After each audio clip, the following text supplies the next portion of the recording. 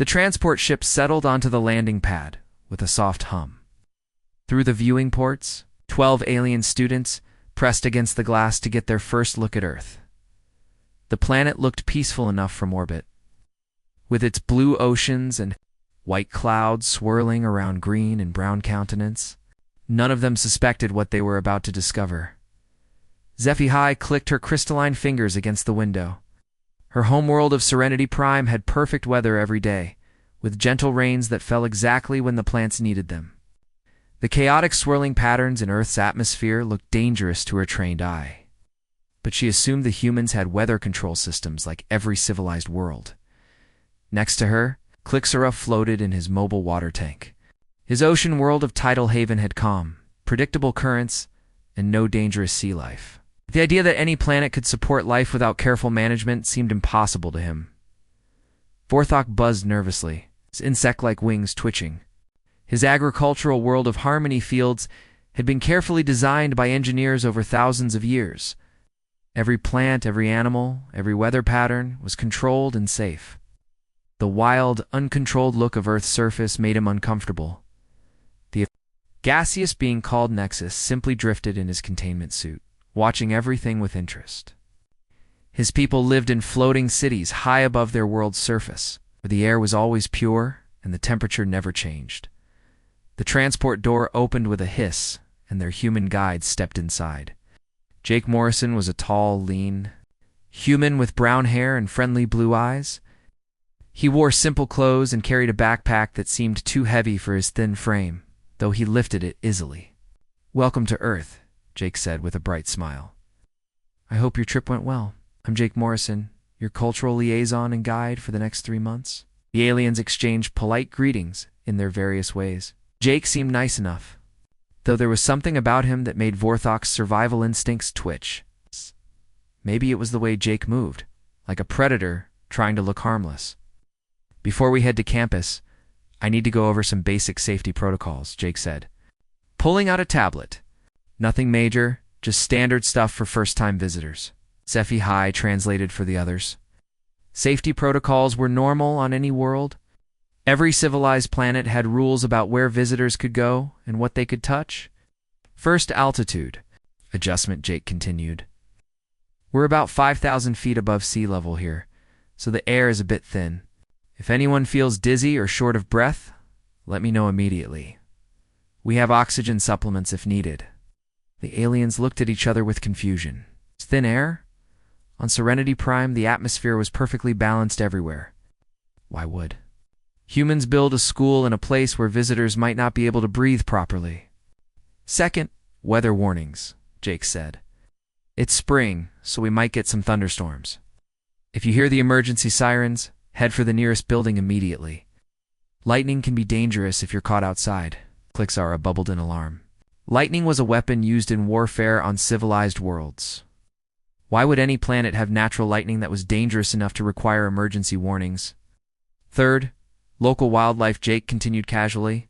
"We're in bear country, so don't leave food outside your rooms. Black bears are usually not aggressive, but it's better to be safe. Also watch out for mountain lions, though they rarely come near campus. And obviously check your shoes for spiders and scorpions before putting them on." Vorthok's wings started, buzzing frantically. Bears, mountain lions, venomous creatures living freely around a school. His homeworld had eliminated all dangerous animals thousands of years ago. Every civilized world had done the same. "Bears?" Nexus asked through his translator. "What are bears?" Jake looked surprised. "Large mammals, about 6 feet tall. When they stand up, they're omnivores, so they eat both plants and meat. Mostly harmless, unless you surprise them or get between a mother and her cubs." 6 feet tall carnivores roam freely near your educational facility?" HFY asked, her crystal body changing color with stress.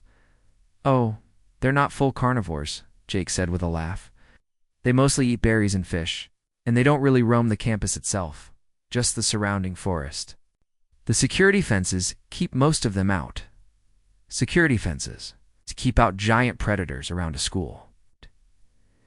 "Moving on," Jake said, not noticing the growing alarm among his charges. "Emergency supplies. Everyone gets a basic survival kit for outdoor activities. Water purification tablets, emergency food, first aid supplies, that sort of thing. The campus store sells them, or you can use the ones in your dorm rooms.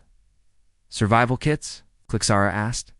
For educational activities? Sure, Jake said. You never know when weather might delay a field trip or when someone might get hurt on a hiking trail. Basic preparedness, you know? Better safe than sorry. The aliens were beginning to realize that basic preparedness on Earth meant something very different than on their home worlds. On civilized planets, educational activities were carefully controlled and completely safe. The idea of needing survival equipment for school was unthinkable. All right, everyone ready? Jake asked, shouldering his heavy pack like it weighed nothing. The transport to campus should be here in a few minutes. Fair warning, the mountain roads can be a bit rough, and we might see some wildlife on the way. Nothing to worry about, just part of the scenery. As they waited for transport, Jake chatted casually about the weather, mentioning how nice it was that they were only expecting light snow in the mountains this week. The aliens learned that Earth's weather was completely uncontrolled and could change without warning.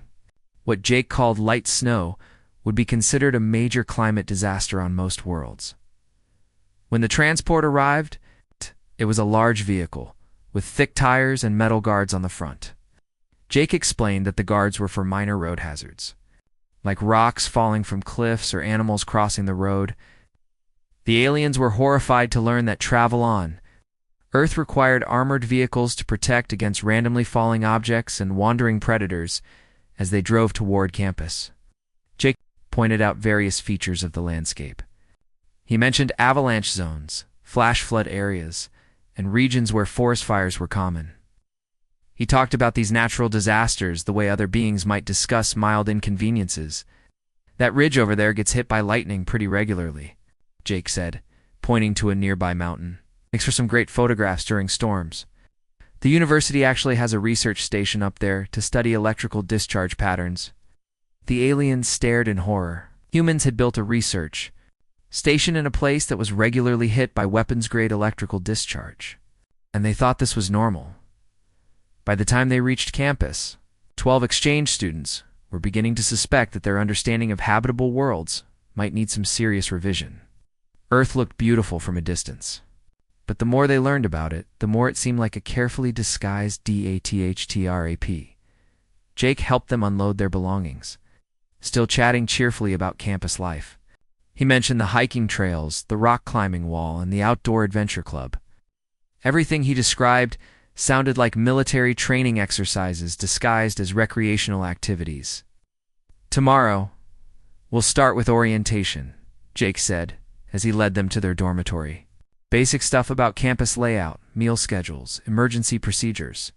Then we'll dive into your academic programs. Should be fun. As the aliens settled into their rooms, they began to wonder what they had gotten themselves into.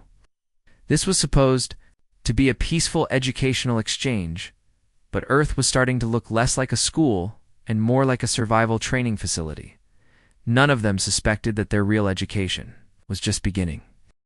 The first week of classes brought new horrors that the alien students had never imagined possible. Professor Lisa Carter walked into the biology classroom with a cheerful smile, carrying what looked like a collection of bones and preserved specimens. "Good morning, everyone," she said, setting down her materials. "Today we're going to discuss Earth's evolutionary history. I know this might seem basic to our human students, but our exchange visitors might find it interesting." HFY sat in the front row, her crystalline body shifting colors as she prepared to take notes. Behind her, Vorthok buzzed nervously, while Clixara floated in his mobile tank. The other alien students spread throughout the room, trying to look ready for a normal biology lesson. "Let's start with the basics," Professor Carter said, pulling up a timeline on the classroom screen. Earth has experienced 5 major mass extinction events. The most recent one killed off the dinosaurs about 65 million years ago. She said this as casually as someone might mention the weather. The alien students stared at her in shock. Mass extinction events were theoretical disasters that happened to failed worlds. No civilized planet had ever survived even one. 5 extinction events? Nexus asked through his translator. And life survived all of them? Oh yes, Professor Carter said with enthusiasm. Life on Earth is remarkably resilient. Each extinction event cleared the way for new forms of life to evolve. We humans actually owe our existence to these catastrophes. Wings started trembling. On his homeworld, a single volcanic eruption was considered a major disaster requiring planetary emergency response. The idea that any world could survive planet-killing events and continue developing life was impossible to understand. The asteroid impact that killed the dinosaurs was equivalent to billions of nuclear weapons, Professor Carter continued. It created a global winter that lasted for years. Most life died, but some survived and evolved into new forms. Nuclear weapons? Clixara bubbled in alarm. Your planet was hit by something equivalent to nuclear weapons. Several times, actually, Professor Carter said. Asteroid impacts, supervolcanic eruptions, ice ages, changes in ocean chemistry. Earth's history is basically a series of catastrophes that somehow made life stronger. She showed them pictures of fossils and rock formations, explaining how each layer told the story of another disaster that had nearly ended all life on the planet. The alien students listened in growing horror as she described how their beautiful Earth had been repeatedly hammered by forces that would have sterilized any normal world. After class, aliens gathered in the hallway to discuss what they had learned. None of them could process the idea that intelligent life had evolved on a world that had been repeatedly destroyed and rebuilt. Oh. This cannot be normal, HFY said, her body flashing red with stress. Oh. No world survives that kind of damage. Maybe the professor was exaggerating, Vorthok suggested hopefully. Maybe these events were smaller than they sounded. Their discussion was interrupted by Jake Morrison, who was leading them to their next activity. Ready for the field trip? He asked cheerfully. We're going to study local ecosystem adaptation in the foothills. The alien students followed him outside, where a group of human students was already waiting. They were wearing heavy boots, thick jackets, and carrying large backpacks. Several had walking sticks and what looked like emergency communication devices. Why are the humans dressed for combat? Nexus asked quietly. It's just hiking gear, Jake explained. Standard equipment for walking in the mountains, nothing fancy. The group set off on what Jake called an easy trail. Within minutes, the alien students realized that easy meant something very different to humans. The path was steep, rocky, and covered with loose stones that shifted under their feet. On any civilized world, this would have been considered an obstacle course. Watch your step here, Jake, called back. The rocks can be slippery when they're wet. As they climbed higher, the alien students began to notice the local plant life. What Jake called beautiful wildflowers had thorns that could puncture skin. The scenic shrubs had leaves that released irritating chemicals when touched. Even the grass seemed designed to cut anything that brushed against it. Is all Earth vegetation weaponized? Vorthok asked, carefully avoiding a patch of what humans called stinging nettles. Oh, that's just natural defense mechanisms, Jake said. Plants have to protect themselves from herbivores somehow. The concept of plants that had evolved to fight back was alien to most civilized worlds. On properly managed planets, plants were designed to be helpful and harmless. The idea that vegetation might be dangerous had never occurred to them. There. Discussion was interrupted by a crashing sound in the nearby bushes. Jake immediately stopped walking and held up his hand for silence. The human students automatically moved closer together, their casual attitude suddenly replaced by alert watchfulness. Was that? Clixara whispered. Probably just a deer, Jake said quietly. But let's wait a moment to be sure. A massive black shape emerged from the trees about 50 yards away. It was icily 6 feet tall and covered in thick fur. Small eyes looked in their direction before the creature turned and wandered away. Black bear, Jake said calmly. Nothing to worry about. They're more afraid of us than we are of them. The alien students stared in terror at the retreating predator. It was larger than most military units on their homeworlds, with claws that could tear through metal and teeth designed for killing. And Jake had dismissed it as nothing to worry about. That was a predator, HFY said, her voice shaking. A large predator. It's living freely in your educational environment. They're actually omnivores, Jake corrected. And they rarely bother people. We see them pretty regularly on these trails, the casual way Jake discussed encountering giant predators. During school activities was more terrifying than the bear itself.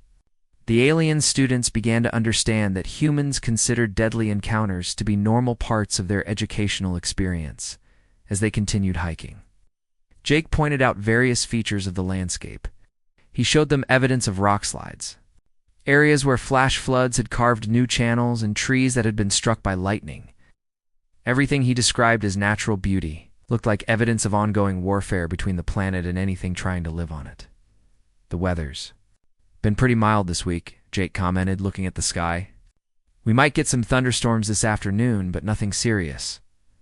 Nothing serious? Nexus asked. You mentioned lightning earlier. Is atmospheric electrical discharge not dangerous? Well, sure. You don't want to get hit by it, Jake said. But it's just part of the weather. Summer storms can be pretty spectacular to watch. The alien students were learning that humans had somehow evolved to find deadly phenomena spectacular rather than terrifying. They watched lightning strikes the way civilized beings might watch art displays by the time they returned to campus. The alien students were exhausted and confused. What humans called a pleasant afternoon hike had been a trek through terrain that would have required military equipment on their home worlds. They had encountered predators, poisonous plants, unstable ground, and the constant threat of sudden weather changes. Good workout, Jake said as they reached the dormitory. Tomorrow, we'll visit the geology lab. Professor Smith has some great specimens from recent volcanic activity. Recent volcanic activity? The alien students looked at each other in growing alarm. Their educational exchange was starting to feel less like school and more like survival. Training as they settled into their rooms that evening, each alien student began to wonder if they had made a terrible mistake. Earth looked peaceful from space, but every day brought new evidence that they had somehow enrolled in the most dangerous educational program in the galaxy. None of them yet realized that their real education was just beginning. The alien students spent their free time researching Earth through their homeworld's databases. What they found made their worst fears seem like pleasant dreams. HFY sat in the library, her crystalline body flickering with stress patterns as she read through the Galactic Habitability Index. According to every civilized standard, Earth should not exist. The atmospheric composition alone was listed as highly corrosive industrial solvent mixture. Oxygen levels that humans breathed easily would eat through metal on most worlds. Database classified Earth's atmosphere as suitable only for mining operations with full protective equipment. This cannot be correct, she whispered to herself, checking the readings again.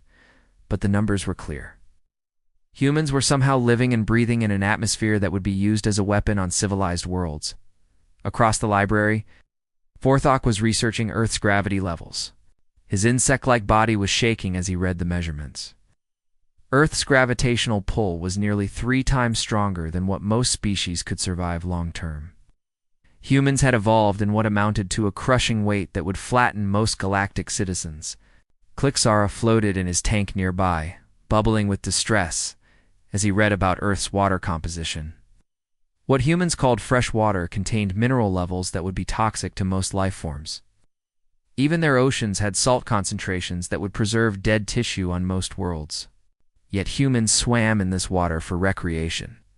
Their research was interrupted by Professor Carter's voice over the campus communication system. All students please report to Classroom 7 for our unit on human evolution and adaptation.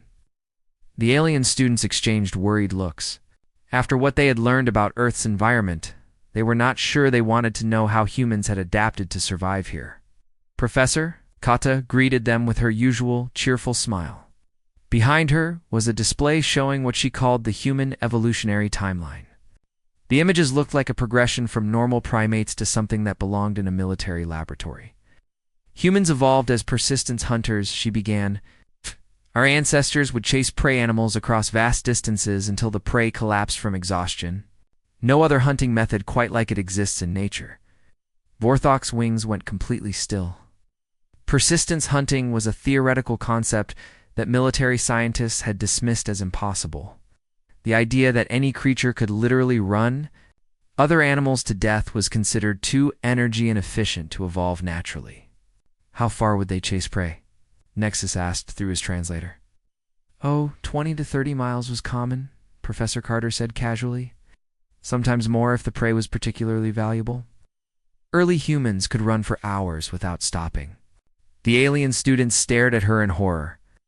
30 miles of continuous pursuit would require technology and extensive training on any civilized world. Humans had evolved to do it naturally. This hunting method required several unique adaptations, Professor Carter continued. Enhanced endurance, superior cooling systems, and the ability to track prey across varied terrain. She showed them diagrams of human physiology, pointing out features that the aliens had not noticed before. Human legs were built like precision. Mechanical systems, designed for efficient long-distance travel. Their cooling system could regulate body temperature across a wide range of conditions. Their brain-to-body ratio allowed for complex tracking and planning during extended hunts. Humans can also survive without food for weeks and without water for days, Professor Carter added. These adaptations allowed our ancestors to pursue prey across harsh environments where other predators would give up. Klexara nearly fainted in his tank. The ability to survive extended periods without resources was considered impossible for biological life forms. Even military combat units required regular supply lines. Humans had evolved to be self-sufficient biological weapons. Of course, these same adaptations make humans excellent at other physical activities, Professor Carter said. That's why we enjoy sports and physical challenges so much. She showed them videos of what humans called recreational activities. The alien students watched in growing terror as humans threw themselves off cliffs with fabric wings, climbed vertical rock faces with minimal equipment, and raced vehicles at speeds that would be fatal in any collision. These activities look extremely dangerous, HFY managed to say. Well, sure, there's some risk, Professor Carter admitted, but that's part of the fun. Humans have always been attracted to challenges that test our physical limits. But the concept of deliberately seeking dangerous situations for entertainment was completely alien to civilized thinking. Most species spent their entire evolutionary history trying to avoid risk. Humans seemed to seek it out as a recreational activity. Moving on to cognitive adaptations, Professor Carter said, switching to a new display. Human brains evolved to handle complex problem-solving under extreme stress. Our ancestors had to make life-or-death decisions quickly and accurately. She explained how human brains processed multiple streams of sensory information simultaneously, allowing them to track threats, opportunities, and escape routes all at the same time. This mental processing power had originally evolved for survival, but humans now used it for everything from art to mathematics.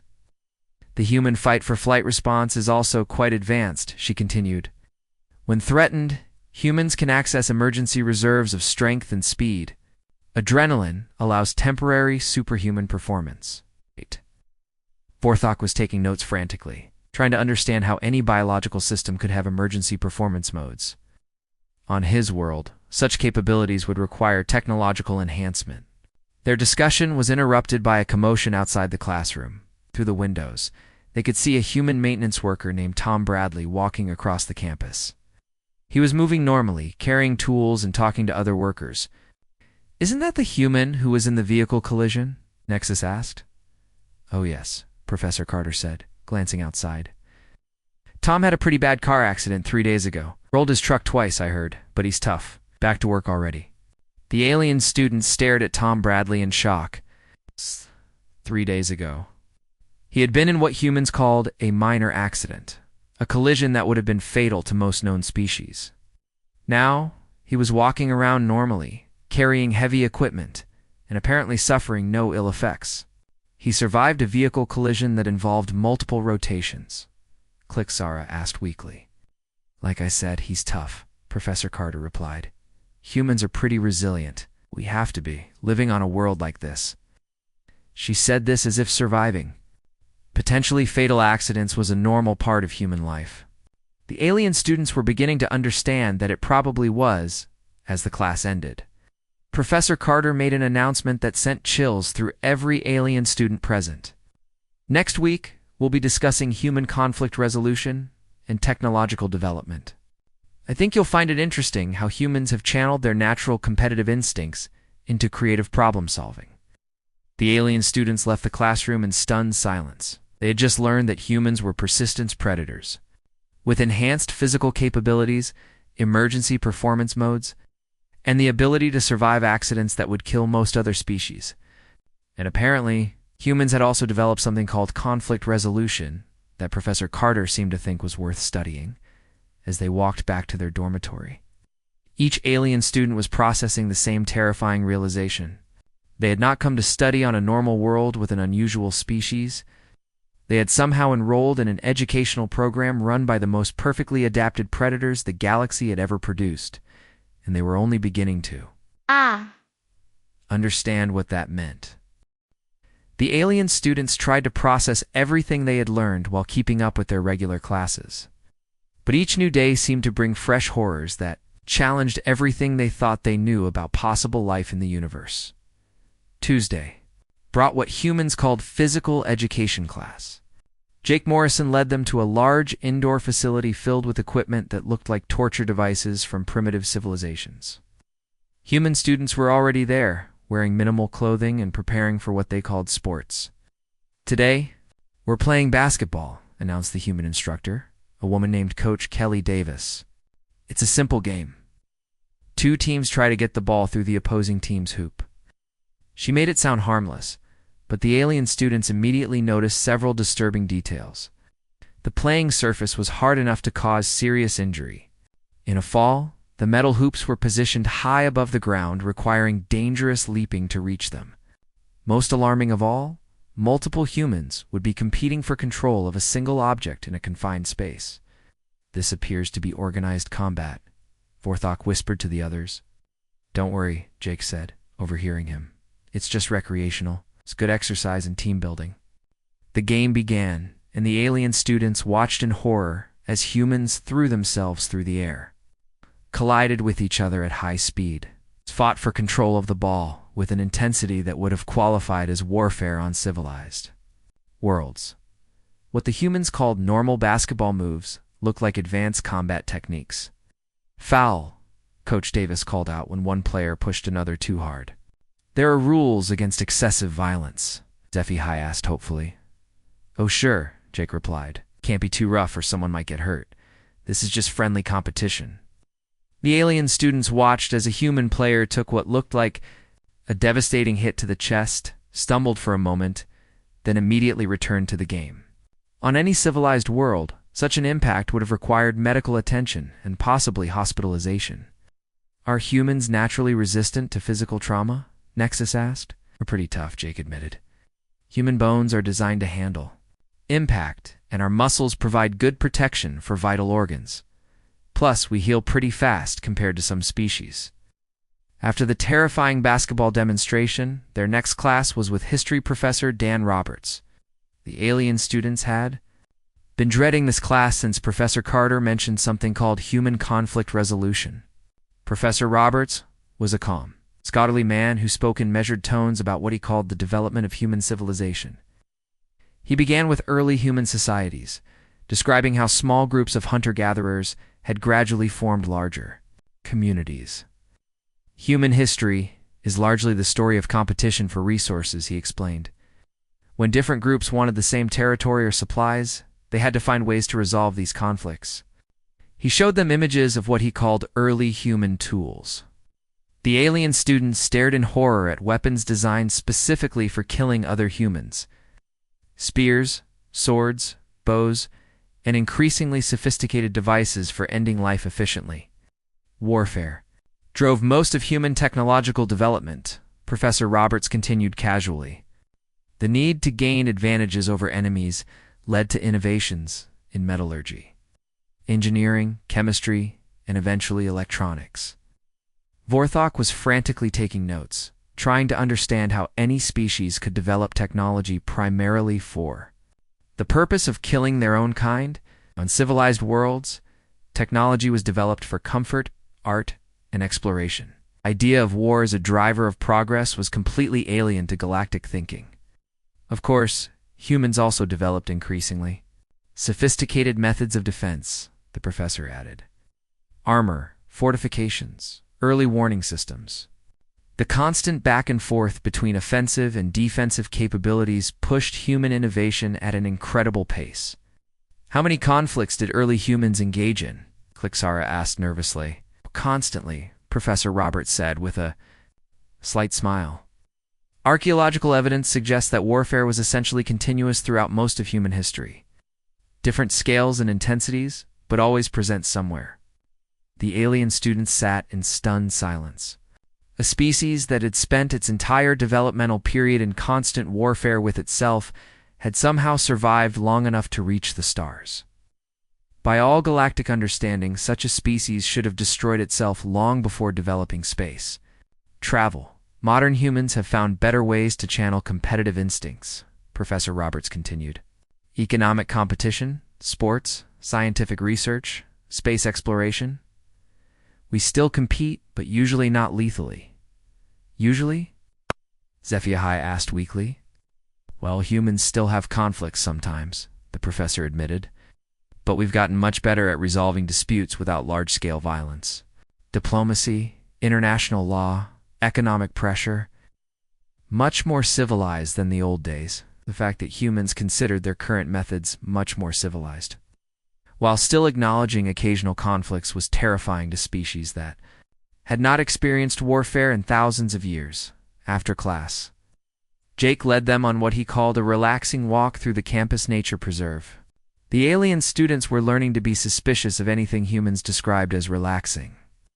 The preserve turned out to be a large area of what humans called natural habitat, meaning completely uncontrolled wilderness, that had been allowed to develop without any safety management. Park Ranger Sue Williams met them at the entrance, carrying equipment that looked more suited for military operations than nature education. "Welcome to Pine Ridge Nature Preserve," she said cheerfully. "We've got about 300 acres of native Colorado ecosystem here. Should be a great day for wildlife viewing." She handed out what she called basic safety equipment: emergency whistles, first aid kits, and communication devices. The alien students noticed that the human students accepted this equipment without question, as if the need for emergency supplies during educational activities was perfectly normal. "A few quick safety reminders," Ranger Williams continued. "Stay on the marked trails. The vegetation off-trail includes poison ivy, stinging nettle, and some cacti with particularly nasty spines. Watch for wildlife. We've got deer, elk, black bears, mountain lions, and rattlesnakes. Most are harmless if you don't surprise them." She listed off creatures that would require military-grade protective equipment to encounter safely uncivilized worlds, describing them as minor inconveniences to be avoided through basic caution. "Rattlesnakes?" Vorthok asked, his wings trembling. "Venomous snakes," Ranger Williams explained. "Their bite can be dangerous, but they usually give plenty of warning before striking. Just listen for the rattling sound and back away slowly." The casual way she discussed venomous predators was becoming a familiar pattern. Humans seemed to view deadly encounters as minor inconveniences rather than existential threats. As they walked through the preserve, the alien students began to notice something that filled them with a new kind of terror. The humans were enjoying themselves. Jake and the other human students pointed out beautiful plants that were covered in thorns, admired majestic predator tracks in the mud, and took photographs of themselves in what any civilized being would recognize as an active combat zone. "Isn't this peaceful?" Jake asked, breathing deeply of air that contained enough allergens and toxins to hospitalize most galactic species. The alien students looked around at the uncontrolled wilderness, filled with poisonous plants, venomous animals, unstable terrain, and unpredictable weather patterns. They watched humans walk casually through this death trap while commenting on its natural beauty. That was when HFY finally understood the full horror of their situation. Humans had not just survived on a death world, they had learned to love it. They found deadly environments peaceful and sought out dangerous situations for recreation. They had evolved beyond mere survival into something that actually thrived on the conditions that would kill most other species. As they returned to campus, The alien students walked in stunned silence. Each of them was beginning to grasp the same terrifying truth. They had not come to study alongside an unusual species. They had enrolled in an educational program run by the most dangerous life forms the galaxy had ever produced, and those life forms thought they were being friendly and helpful. The final week of the exchange program arrived with a mixture of relief and terror for the alien students. They had survived 3 months on Earth, though none of them were quite the same beings who had arrived on that first day. Each species had processed their discoveries differently, but all had reached the same impossible conclusion about humans and their world. HFY spent her last days frantically trying to contact the Galactic Education Consortium. Her crystalline body flickered with stress patterns as she composed report after report, only to have each one returned with strange administrative delays. When she finally managed to reach a consortium representative, the conversation was deeply disturbing. "Your reports about Earth's environmental conditions seem exaggerated," the official told her through the communication link. "Please revise them to reflect more realistic assessments. The atmospheric oxygen concentration is 21%, HFY insisted. Right. That level would be lethal to most known species. "Earth's location in our database shows standard class habitability ratings," the official replied calmly. "Your equipment must be malfunctioning." After several similar conversations, HFY began to understand a horrible truth. The consortium knew exactly what Earth was like. They had deliberately sent the exchange students to a world that no civilized species should be able to survive on. The program was not about cultural exchange, it was about something else entirely. Meanwhile, the human students and faculty were preparing for the program's final presentation. Each alien student was expected to share their insights about cultural exchange and mutual understanding. With a mixed audience of humans and off-world faculty members, Jake Morrison helped them prepare their presentation materials. Still maintaining his cheerful attitude, even as the alien students struggled with how to explain their discoveries without causing panic among the off-world faculty. "Just share what you found most interesting about Earth," Jake suggested. "I'm sure everyone would. Love to hear your perspectives on our world." Vorthok worked on what he carefully titled Survival Adaptations in Extreme Environmental Conditions. His insect-like hands shook as he compiled data about human physical capabilities, Earth's atmospheric composition, and the casual presence of deadly phenomena that humans considered normal parts of daily life. Clixara floated in his tank, preparing a presentation about what he diplomatically called resource management in high-stress ecosystems. He had documented Earth's water composition, weather patterns, and the way humans had somehow learned to thrive in conditions that would sterilize most worlds. The day of the presentation arrived with typical Earth weather, what humans called partly cloudy with a chance of thunderstorms. The alien students gathered in the main auditorium, watching nervously as lightning flickered in the distance. The human attendees seemed completely unconcerned about the atmospheric electrical discharge happening outside. "Welcome everyone to our final presentation," announced Professor Carter. "Our exchange students have prepared some fascinating insights about their time here on Earth." HFY went first, her presentation carefully focused on unique planetary characteristics and life adaptation. She showed comparative data between Earth and standard habitable worlds, watching the off-world faculty members grow increasingly pale as they processed the information. Earth's gravitational field is approximately 3 times standard galactic norms, she explained, her voice carefully neutral. The atmospheric composition includes oxygen concentrations that would require industrial protective equipment on most worlds. She could see the alien faculty members in the audience beginning to understand the implications of what she was saying. Earth was not just an unusual world. It was actively hostile to most forms of galactic life. Vorthok presented his findings about human physical capabilities, describing their endurance, strength, and damage resistance in clinical terms that made them sound like military equipment rather than biological life forms. Humans demonstrate the ability to operate effectively under conditions that would require technological enhancement for most species, he reported. RATES and trauma resistance exceed standard biological parameters. When Clixara shared his data about Earth's environmental hazards, Several off-world faculty members quietly excused themselves from the auditorium. The casual presence of venomous animals, poisonous plants, and unstable weather patterns around. An educational facility was apparently too much for them to process. The human audience reacted very differently.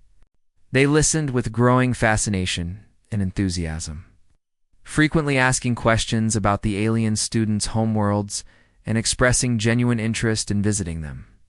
"Your world sounds amazing," one human student said to Nexus during the question period. "I'd love to see those floating cities sometime. The atmospheric conditions on your world would likely require significant protective equipment," Nexus replied carefully. "That sounds like an adventure." The human replied with a grin that made Nexus retreat deeper into his containment suit.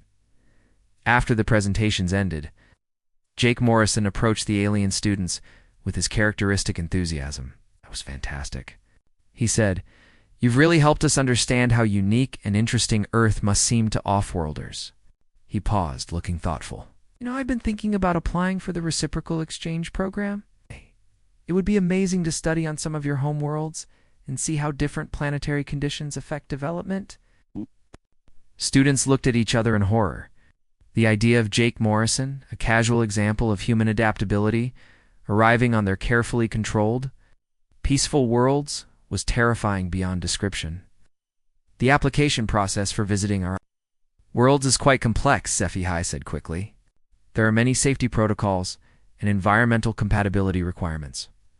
"Oh, sure, I understand," Jake replied. "But humans are pretty adaptable. I'm sure we could figure out whatever equipment or modifications would be needed." The casual confidence with which Jake discussed adapting to alien environments was exactly what the exchange students had learned to fear about humans. They saw challenges where other species saw insurmountable obstacles as the alien students prepared to leave Earth. They gathered one final time to discuss what they would report to their respective governments. Each of them carried data that would fundamentally change how the galaxy understood the concepts of habitability and survival. "We cannot let our governments know the full truth immediately," SciFi decided. "If they understood what humans really are, it could cause panic throughout civilized space. But we cannot hide it forever," Vorthok added. "Humans will eventually discover space travel and make contact with the galaxy. When that happens, we need to be prepared." They agreed to file carefully edited reports that would prepare their worlds for eventual contact without revealing the full extent of human capabilities. The truth about Earth would need to be shared gradually, allowing civilized species time to adjust to the idea that impossible life forms actually existed. As their transport lifted off from Earth's surface, the alien students watched the blue-green worlds shrink below them. They knew they were carrying knowledge that would change the galaxy forever. The understanding that life could adapt to conditions previously thought impossible. Behind them on the campus, Jake Morrison waved goodbye. While reviewing application materials for the reciprocal exchange program, he was already planning his visit to peaceful alien worlds, completely unaware that his enthusiasm for the adventure was exactly what made humans the most terrifying species the galaxy had ever encountered. The exchange program would continue, but it now served a new purpose. Instead of cultural understanding, it had become preparation for the day when the galaxy would have to face the reality of a species that had turned an impossible world into home and found beauty in conditions that would destroy civilizations. That day was coming sooner than anyone expected.